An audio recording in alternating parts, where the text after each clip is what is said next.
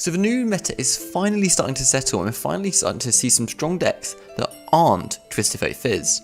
The balance changes were a step in the right direction. Let's hope Riot continues to do changes like this, as it will help keep the game alive and healthy. This video will look at the top 4 decks that have been dominating the current meta, including a never seen before special deck that we've never covered on this channel. This is Best Meta Decks Patch 2.5. This video has been done in collaboration with BomberTV. Please remember to like and subscribe and turn on the bell notifications too. So let's dive in. This is Lissandra Trundle and it features cards primarily from the Riot region, with lots of support from the Shadow Isles too. It's a typical control deck with lots of high costing cards, 8 cards costing 7+ mana in total. It's a fairly expensive deck featuring 5 epic cards, and it's actually quite a spell heavy one too, with 22 spells. The idea of this deck is to win with a Watcher generated from Lissandra after she levels up. To do that, we obviously need to level up Lissandra, and obviously she levels up when you've summoned 2+ allies that cost 8+. So when she does level up, she summons a Watcher in the hand. Nice and simple. Trundle is therefore her best friend, as he generates an 8+ mana unit, which is essentially free, and it repays itself immediately, so it's obviously his big ice pillar. And this gives you a free activation towards the level up of Lissandra. Another way of leveling up is Spectral Matron, so which is probably being seen for the first time ever in a competitive sense.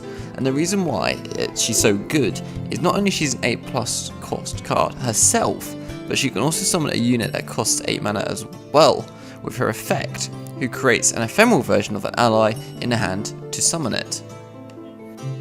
This will immediately level up Lissandra, keeping the 8+ cost unit in the hand, so you can obviously play it later on the next turn, which will basically give you so easily the 4+, 8+ mana costing cards that the Watcher needs to basically make it a free unit. So obviously it's got a high mana cost. If you do this, it gets to 0. So this is basically the combo, and after you cheat out a Watcher with Spectral Matron, which will discount the Watcher in the hand to 0 costing mana as well, you can basically have 2 Watchers in play, nuking your opponent's enemy's deck twice and attacking with 20+ damage. Your opponent is going to be dead, I have no kind of doubt about that. With that said, you should be able to survive to late game to do this on the 8th turn that you obviously need to be aiming for, but it is the trickiest part of this deck. But luckily these are the 2 best regions for control. So you've got AoEs such as Avalanche, healing cards like Withering Wail, and removals like Vengeance. So overall this is a very interesting deck. It's pretty bland in early game, but late game you're going to be having a lot of fun. In my previous videos, a lot of you were asking why had I not covered this earlier, and the answer for that is simply that top tier players are having a lot of success with this deck, but it seems a lot harder for the kind of amateur players, your beginner level players. They're trying it out and it's just dropping the win rate down as they're not fully understanding how the deck works. For that reason, it's why we're seeing the stats for this deck outside of our top 10 decks. Obviously that's a previous video we did on this channel, but if you understand it, hopefully this video helps, then you're going to have a lot more success. So please check out BomberTV's if you want even more detail on how this video works, and you should see that in the card in the top right above. This is Azir Lucian and it features cards from Demacia and Shurima. I've classed this deck as a mid-range, even though it's quite aggressive and also has some combo potential. The average cost in the deck is more weighted towards low cost, with 16 cards costing 2 mana and 9 cards costing 1 mana. It's fairly budget with only 2 epic cards. This deck has a lot of things going on. The main idea is to take advantage of the when allies attack effect on both Azir and the Emperor's Dais to summon lots of Sand Soldiers and overwhelm your opponent with basically quite wide boards. As you can see on the screen, both cards have the effect to summon Sand Soldiers, so you can quickly sense the theme here. To achieve this pretty straightforward synergy, you can do it with scouts such as Grizzled Ranger. As a reminder for all new players, all your scout units can attack twice as long as your first attack is exclusively with scout only cards. Another attack-minded card is obviously Lucian, which has the rally effect that when a unit dies for the first time each round, rally means you gain an attack counter once again, and obviously has this on his leveled up card. Lucian will almost always level up, as you're going to summon lots of ephemeral Sand Soldiers, which almost always guarantee an additional attack thanks to Lucian. Ephemeral means a unit dies at the end of the round on its first strike, so a very nice little combo here. Another card which is very strong here is Inspiring Marshal, which can have a win condition on his own. He basically doubles the damage dealt by every Sand Soldier, which you can imagine is pretty strong considering how many you're going to summon, depending on how many times you attack. So overall this is a very aggressive deck with some nice combo potentials, meant for competitive players which basically like skill-based decks. A lot of players were super excited about the Emperor's deck on Azir at level 3, many others were excited about Azir and Ephemerals. The latter won the race of which deck would be the most competitive in the end, and BomberTV has a more in-depth analysis on his deck on his channel, so please check it out in the card above. This is Discard Aggro, a deck you definitely recognise from previous deck lists. It features cards from Piltover and Zorn and Noxus, and features 3 different champions, Teemo, Draven and Jinx. You can include 2 or any 3 of the combination here. The average mana cost is very low, with 23 cards costing 2 or less and 14 costing 1 or less. The most expensive card in the deck is Augmented Experimenter. The deck plan is quite simple. Against slow decks, try to finish your opponent as early as possible before they get their endgame. Against aggro or mid-range decks, you can try and win the race against them to see who can finish faster, or you can go for the value approach granted by the leveled up Jinx. Of course, you need to first draw her and then level her up. As the name suggests, the deck is all around discarding, so cards which you can be both discard and draw are very desirable, such as Zornite Urchin and Rummage.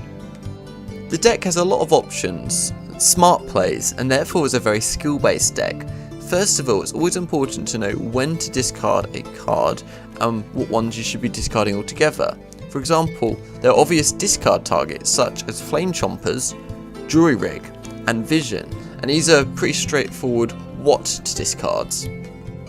As for the when to discard a card, Jury Rig can be useful to summon a blocker or attack at burst speed, either punishing their open attack or to go in for the kill. The same goes for discarding Flame Chompers at burst speed, although it is much more useful to remove a big blocker so that your other units can basically go in and do what they need to do. Vision should be used to go in for the kill and take your opponent off guard, or to complete trades. This can almost be a win condition in some situations. With the new addition of survival skills, Discard Aggro seems to be getting a lot of love from Riot at the moment, and continues to be one of the best spots in the meta. Even if this list doesn't run survival skills, I would still suggest experimenting with it.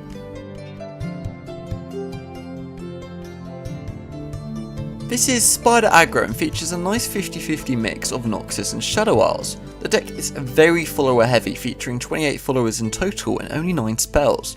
If you look at the mana cost split in the bottom left, you will see that a mad amount of cards cost 3 or less mana. The only cards costing 3 or more is the 3 copies of Decimate that cost 5 mana.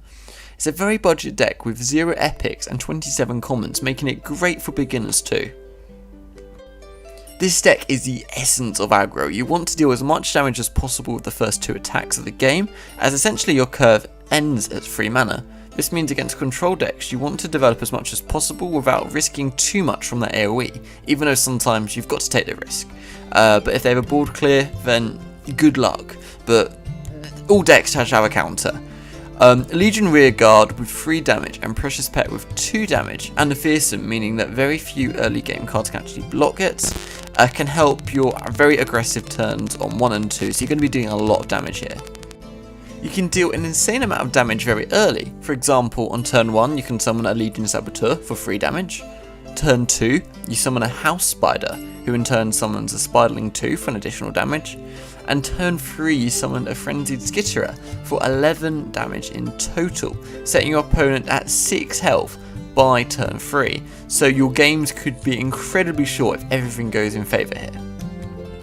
Later on you can easily burn your opponents from low amounts of health with burn spells like Decimate, and burn units like Doom Beast. Decimate simply deals 4 damage to your opponent's Nexus, and Doom Beast drains 2 from your opponent's Nexus when summoned with Nightfall. So it's not only burns your opponent, but can also help keep your Nexus healthy, because obviously you're going to be playing very aggressively, you need to survive as well. Stalking Shadow is a particularly strong card for the burn purposes, as effectively you can double your burn potential from units like Doombeast, or simply copy cheap units to go very wide very effectively. For example, copy a Stygian Onlooker, who gains 2 damage and Fearsome on Nightfall, so this is a great unit for quick, easy 4 damage.